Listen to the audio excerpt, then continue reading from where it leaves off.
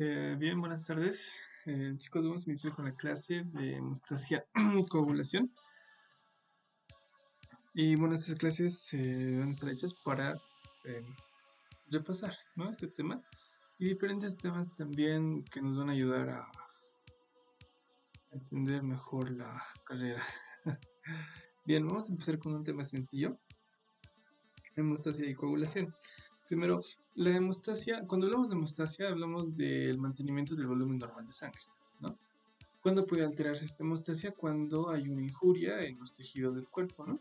Eh, y que van a llegar a lesionar el vaso sanguíneo, y con eso hay una pérdida de sangre. Ahora, em, lo primero que tenemos que saber es que la hemostasia y la coagulación va a tener 4 fases. Primero, todo lo que va a ser el control de la sangre, ¿no? La hemostasia y la coagulación tienen 4 fases. La primera fase es la de vasocontracción, ¿ya? La segunda es aumento de la presión de tejido o tisular. La tercera es la formación del tapón plaquetario y el cuarto es la formación del coágulo. Bien, en la vasocontracción vamos a ver que vamos a dibujar un vaso sanguíneo que está lastimado, ya hay una injuria. Lo primero que tenemos que ver, bueno, la primera reacción que vamos a observar es el contacto de la sangre con las superficies dañadas, ¿no?, del vaso sanguíneo. Estas superficies dañadas, vamos a pintar de azul, hacen que los componentes de la sangre reaccionen, ¿sí? El primero en reaccionar va a ser la plaqueta, ¿ya?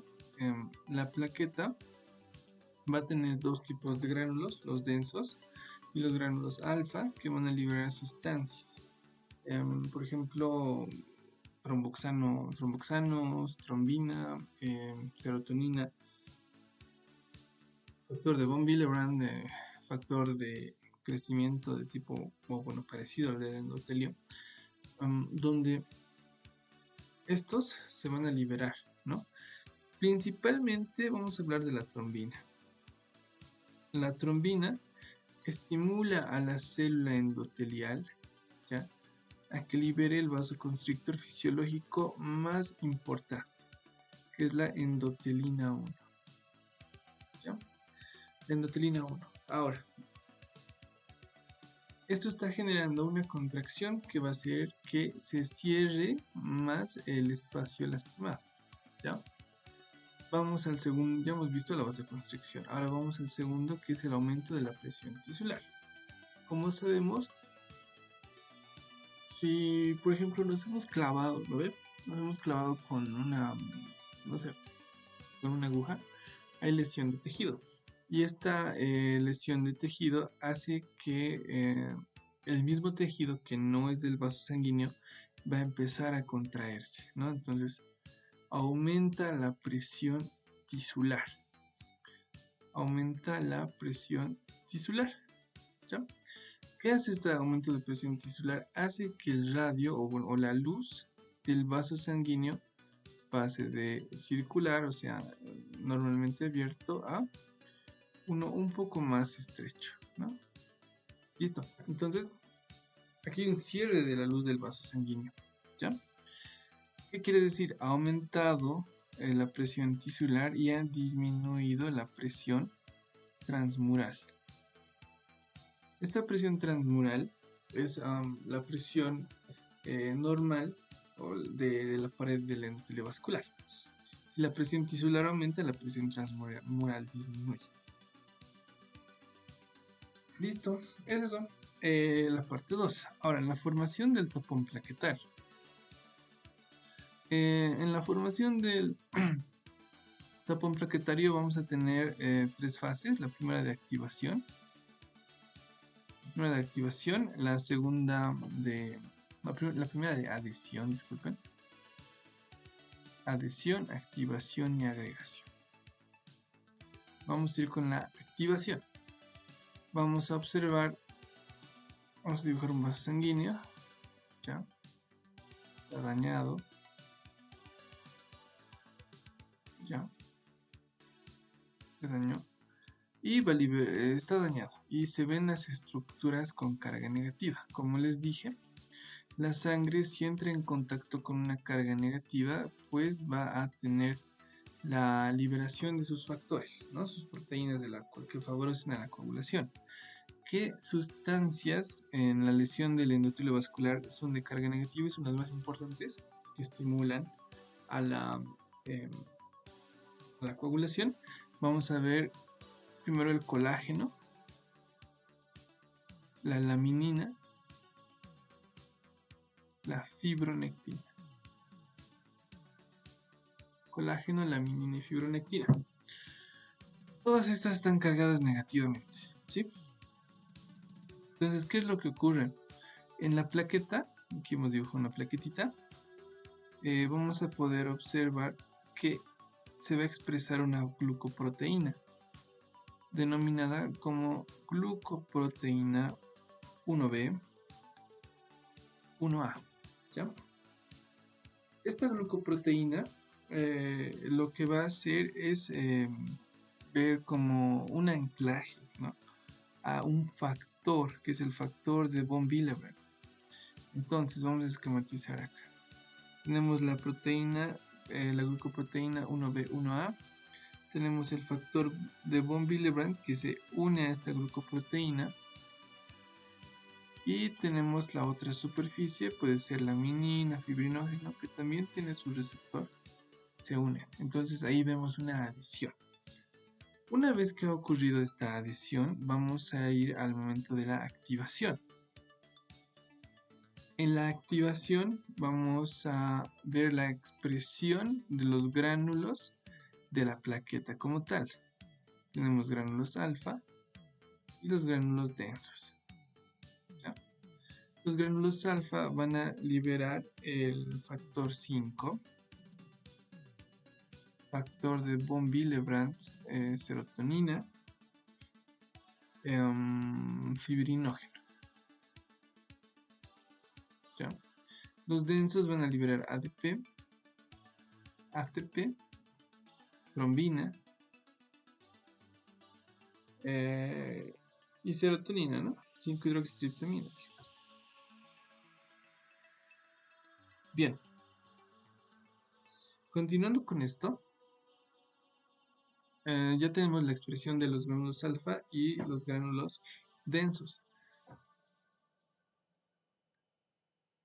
En la plaqueta vamos a poder observar una apertura de nuevos canales que también ayudan a que los gránulos alfa y densos se liberen su contenido. Hablamos de la fosfolipasa, ¿sí?, y de el calcio. ¿Ya? Abren sus puertas, ingresan y se liberan los gránulos. Se liberan el contenido de los gránulos. También la plaqueta va a utilizar la vía del ácido araquidónico para formar a través de la fosfolipasa A, fosfolipasa de las membranas plasmáticas, la formación de los tromboxanos, el tromboxano. Sano A2, ¿no? Listo. Y ese tromboxano también es un potente vasoconstrictor. Ahora, ya hemos visto la activación. Ya está activada nuestra plaqueta, ya se han liberado sus gránulos. Ahora nos vamos a la agregación.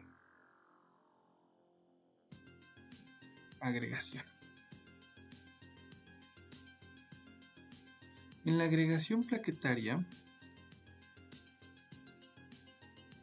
vamos a ver la expresión de los gránulos, por ejemplo, ADP más la serotonina más el tromboxano A2 va a llegar a expresar una proteína de superficie, ¿ya?, que es la P2Y12. Esta proteína estimula ¿a qué? A la unión o a la agregación plaquetaria de más plaquetas. Y también aparece un receptor, el receptor 2B, 3A. Este receptor 2B y 3A ayuda a que la plaqueta se una al fibrinógeno. ¿Sí? Se une al fibrinógeno y empieza a formar hebras de fibrina. Y así empezar la formación del coágulo sanguíneo. Fácil. ¿Cómo podemos inhibir al tromboxano A2 con el ácido acetil salicílico? Y si queremos ser más agresivos, inhibir el receptor P2Y12, nuestra proteína del receptor, con el copidrogel,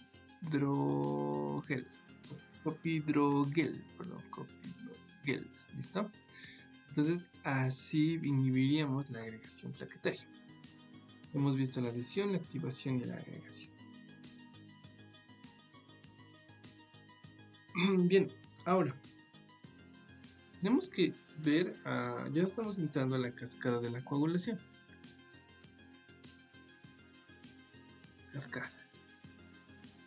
En la cascada de la coagulación vamos a tener dos vías, una vía intrínseca y una vía extrínseca. Y la vía común cuando esas dos convergen. Ambas, tanto vía extrínseca y vía intrínseca, van a llegar a la vía común. ¿Para qué? Para formar trombina y fibrina estable, ¿ya? Ahora, cuando se activa la vía intrínseca, cuando hay lesión de pared endotelial, lesiones endoteliales, tienen que ver con la vasculatura. Cuando se activa la vía extrínseca, cuando hay una lesión de tejido que no está relacionado con el sistema circulatorio. Allí es donde se libera un factor, que es el factor 3 o el factor tisular, ¿no? Que no se libera a torrente sanguíneo, es como una proteína que se expresa en la membrana plasmática de la célula no vascular dañada, ¿ya? Bien. Vamos a hablar ahora, estos factores, la vía intrínseca y la vía extrínseca, ambos van a converger en la vía común. Ahora, toda esta vía, la intrínseca, la extrínseca, la cascada como tal, ¿ya? Va a estar regulada por factores de la coagulación, ¿sí? Estos factores de la coagulación pueden ser varios, ¿no? Por ejemplo, el factor 3, factor 5, factor 7, factor 8, que tenemos el 9, el 11, el 12 y el 13, ¿no? Son factores esenciales para activar la cascada de la coagulación. Estos factores van a ser proteínas, ¿sí? Que van a tener segmentos y dominios, donde podemos hablar de un péptido de señal, un propéptido, un dominio Pringle y una acción catalítica de los mismos factores. Donde nos tenemos que centrar es en el propéptido. El propéptido va a tener un dominio llamado ácido gamma glutámico, ¿ya? Por si les preguntan, ácido gamma, bueno, así el ácido gamma glutámico. Este ácido gamma glutámico tiene que transformarse en ácido gamma carboxiglutámico, ¿ya? En ácido gamma carboxiglutámico, ¿ya? Tiene que transformarse en ácido gamma carboxiglutámico, pero necesita la gamma carboxilasa.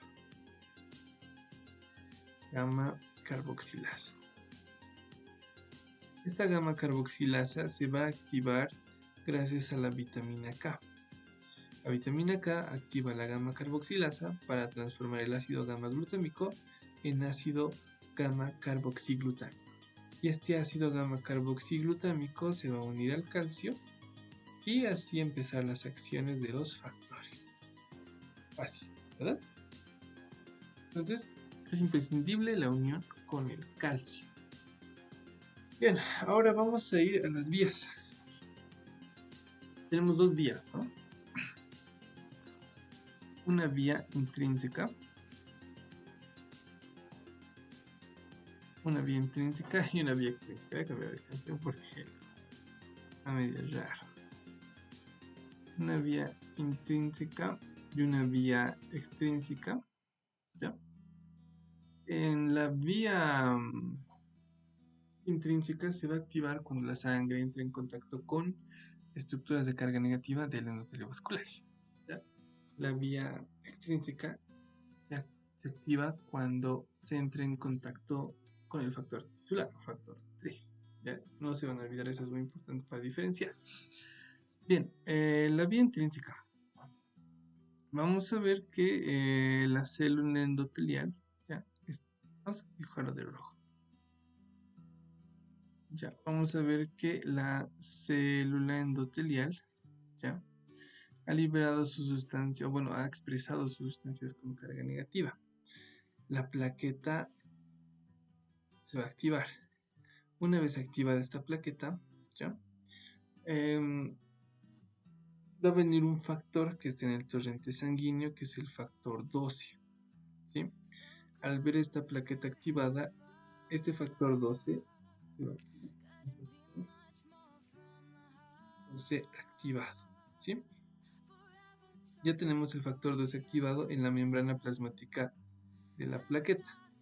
Ahora, este factor tiene que estar anclado a la plaqueta y se va a llegar a anclar gracias a una estructura llamada HMWK.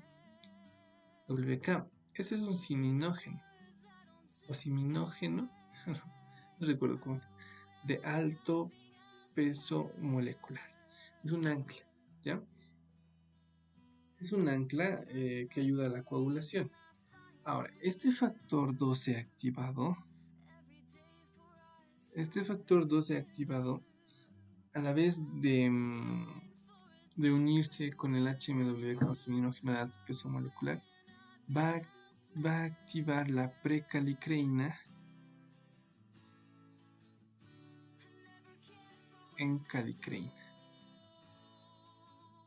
¿Ya? Activa. Y la calicreína hace un tipo de retroalimentación positiva al factor 12 para que este se active, ¿no? Para que forme más factor 12 activado. También la calicreína actúa sobre el HMWK ciminógeno de alto peso molecular para que este anclaje se rompa con el tiempo, ¿no? Entonces es un arma de doble filo como los corticoides. Ya. Entonces tenemos el factor 12 activado que va a seguir unido al ciminógeno de alto peso molecular, al ancla, ¿no? Entonces, este factor 12 activado va a activar al factor 11, lo convierte en 11 activado, ¿ya? Este factor 11 activado va a seguir unido al HMWK y va a activar al factor 9. Factor 9 en factor 9 activado. Posteriormente este factor 9 activado activa al factor 8 en factor 8 activado. ¿Ya? Está activado. Ahora, otra estructura que va a activar, otro factor que activa el factor 8, porque este es muy importante. Ojo con este factor 8 porque es muy importante. También el 9 es muy importante. El factor 8 se activa también gracias a la trombina. También activa el factor 8. Y el factor 10 activa. Ese también lo llega a activar, ¿sí? Ahora, se va a formar una estructura llamada tenaza, ¿ya? La tenaza. Se van a acordar de los Simpsons, ¿eh? Tenazas. La tenaza está, vamos a ver, la tenaza está formada, uno, por el factor 9 activado, más el factor 8 activado más el calcio, ¿sí? Entonces, esos tres van a comprender la tenaza. Y esta tenaza activa al factor 10 en factor 10 activado. Y este factor 10 activado es el primer factor de la vía común. Entonces es sencillo la formación de la vía intrínseca. Ahora vamos con la vía extrínseca, ¿ya? La vía extrínseca, como les dije, no se activa por lesión del endotelio, se activa por lesión, por la expresión de una proteína, ¿no?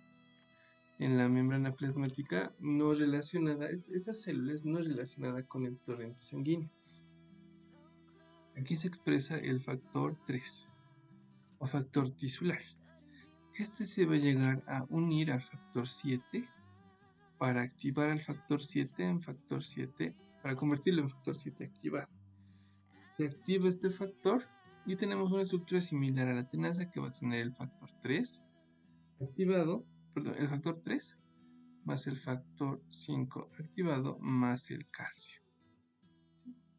Entonces, estos tres parecidos a la tenaza, pero no es la tenaza. Recuerden que la tenaza está formada por el factor 9, 8 y el calcio. Este es 3, 7 y calcio. Es el 7. ¿Ya? Bien, eso es activo en el factor 10 en 10 activado. Y listo. Bien.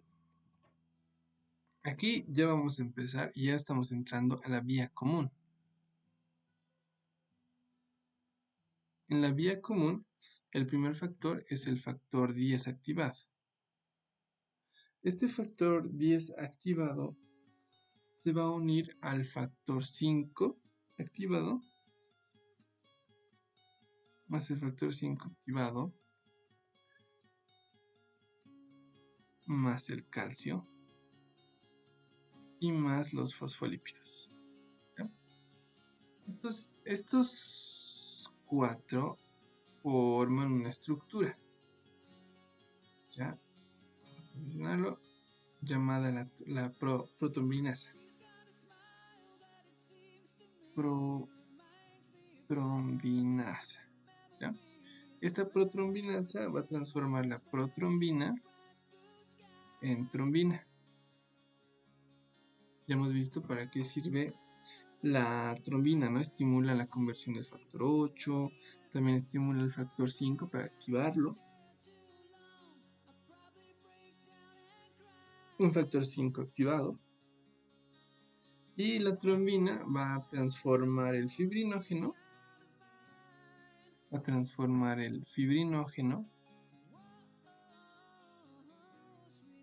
En hebras de fibrina.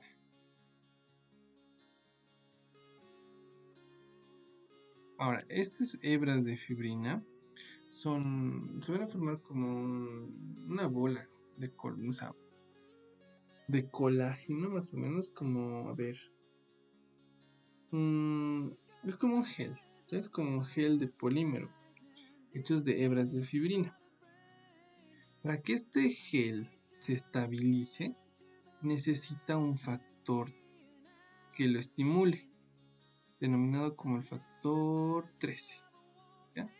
Tenemos el factor 13, se transforma en factor 13 activado gracias a la trombina. ¿Ya? Y este gel se va a empezar se va a transformar en una fibrina estable. Listo. Y se forma el coágulo. ¿Por qué? Porque esta red va a agarrar glóbulos rojos, glóbulos blancos, suero, paquetes. ¿Ya? Y ya tenemos la malla de fibrina. Al final hemos formado una trombina y fibrina estable. ¿Ya? Ya hemos hablado de la trombina, que hace una retroalimentación positiva con el factor 5 activado y el factor 8 activado, y también hablamos del factor 3. Bien, ¿cuál de las vías va a llegar a encargarse más de la coagulación? La vía extrínseca. ¿sí? Mayormente es la vía extrínseca, no tanto, ya que los pasos son más sencillos, más accesibles y la lesión de tejido es más propensa a una lesión a nivel endotelial. Y eso, chicos, o sea, eso es, es eso, súper fácil. Mm, en la anticoagulación, ¿cómo vamos a controlar esto? Las células endoteliales en un estado normal, las células endoteliales en estado normal van a liberar prostaciclinas, ¿ya? Prostaciclinas que son vasodilatadores. Mm, y a partir de esta prostaciclina, si más no me equivoco, va a llevar a la formación del óxido nítrico, que es un potente vasodilatador, ¿no? Entonces va a inhibir la adhesión, la agregación plaquetaria y la activación de las plaquetas. Ahora, también en la síntesis de anticoagulantes, ¿ya? El primer inhibidor es el inhibidor de la vía del factor tisular. ¿Ya? Inhibidor de la vía del factor tisular. Inhibidor de la vía del factor tisular, TFP. ¿Ya? Este va a llegar a eliminar, a inhibir, si es tisular, vamos a ver el análogo de la tenasa, ¿no? Factor 7, el factor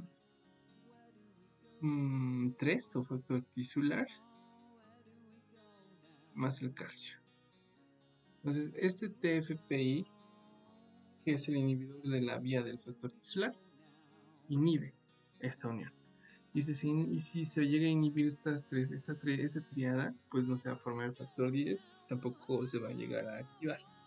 ¿Vale? Luego tenemos otros factores como la antitrombina 3, que inhibe el factor 10 activado. Y también, si no me equivoco, inhibe la trombina, ¿no? Voy a escribirlo acá. La antitrombina 3 va a llegar a inhibir al factor 10 y también inhibe a la trombina. Inhibe. La proteína C y la proteína S, que ambos unidos inhiben al factor 5 y al factor 8. Proteína C más proteína S inhibe al factor, factor 5 y factor 8, todos activados, ¿no? Activados. Y eso, al final podemos hablar de bueno, esos son los mecanismos principales donde se impide una agregación plaquetaria. Con la fibrinólisis vamos a terminar, ¿ya?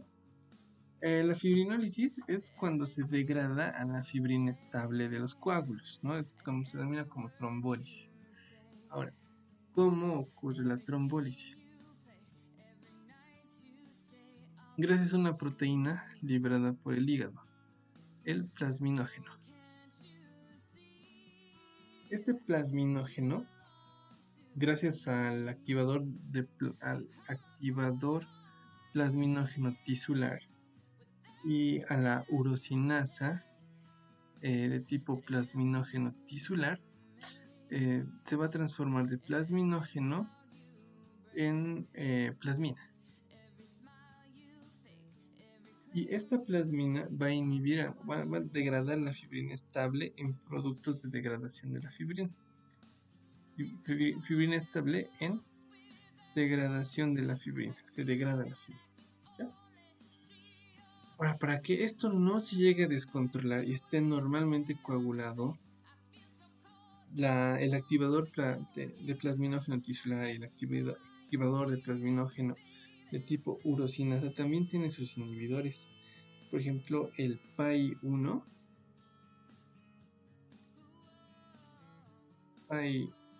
y el PAI-2. Estos inhiben al activador de plasminógeno tisular y el inhibidor de plasminógeno de urosinasa. Perdón, el activador de tipo urosinas.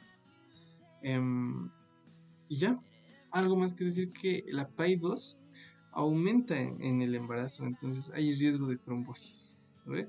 Porque el plasminógeno inhibe a la fibrina para transformarlo en degradados de fibrina, ya casi se elimina. Entonces, ojo en el embarazo, es más probable que ocurra una trombosis. Y ya, eso chicos, el tema de homeostasis y coagulación. Súper sencillo y traté de hacerlo lo más entendible posible. Entonces aquí tenemos los esquemas que pues son sencillos de entender. Siento, ya. Súper fácil el tema, ¿verdad? Y bueno, eso sería todo chicos y gracias por ver el video, ya, si lo ven. Nos vemos en la siguiente clase con fisiología cardiovascular. Muchas gracias.